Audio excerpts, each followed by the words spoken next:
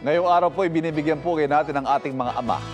Bihira natin sila makita maglabas ng emosyon, kaya marami ang naantig sa isang ama na hindi napigilang maluha nang ang kanyang unika iha nagpakilala ng boyfriend. Kilalanin siya sa pagtutok ni Katrina Son. Tipikal na haligi ng tahanan, si Tatay Jubeliano ng Sagay City, Negros Occidental ayon sa anak niyang si Jackie. A man of few words, ika nga. Pero anya, ramdam niya ang pagiging maalaga at maasikaso ng ama. At nababasa niya sa mga mata ang lambot ng puso nito. Dahil kahit nga raw nanonood lang ng drama o pelikula, tuwing may nakakaiyak na eksena, mababaw ang luha ng kanyang ama. Pero mas may hugot ang iyak ni Tatay Jubeliano. At biglang naging man of many words. Bukid siya kung sakito niya.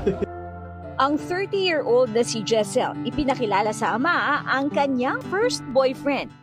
Singalan ko kane. Siyempre, Ikaihay Palangga ko na ang bata ko. Babae na. Siya na nakabilog. Halin sa kamay, way ko nang ginasakit.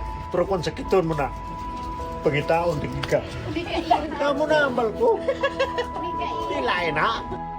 Sabi ni Jessel, very protective ang kanyang ama, lalo't unika iha siya nito. Naiintindihan daw niya ang ama na alam niyang ayaw lang siyang makitang masaktan.